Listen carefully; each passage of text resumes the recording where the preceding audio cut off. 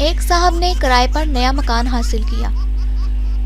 ایک شخص ان کے پاس آیا اور گزارش کی کہ نئے پڑوسی ہونے کی حیثیت سے آپ سے مل کر بڑی خوشی ہوئی، لیکن آپ خراٹے ذرا آہستہ لیا کریں، میری آنکھ کھل جاتی ہے۔ صاحب نے وضاحت چاہی۔ آپ کی تعریف۔ جواب ملا، جناب میں آپ کے محلے کا چوکیدار ہوں۔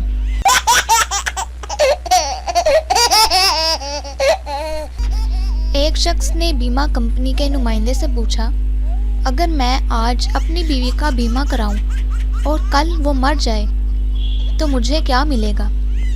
نمائندے نے سنجیدگی سے کہا، غالباً سزائے موت۔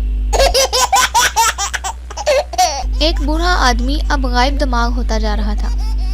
اس نے دوست کو بتایا کہ وہ پچھلی رات تقریباً 2:30 بجے تک بستر پر یہ بات یاد کرنے کے لیے بیٹھا رہا کہ اسے کرنا کیا ہے۔ دوست نے پوچھا، تو کیا وہ بات اسے یاد آ گئی؟ اس نے کہا، ہاں، وہ جلدی سے سونا چاہتا تھا۔ استاد شاگرد سے، تم آج بھی اسکول کا کام کر کے نہیں آئے، سزا کھانے کے لیے تیار ہو جاؤ۔ شاگرد بولا، جناب میں ہاتھ دھو آؤں۔ استاد بولا، وہ کیوں؟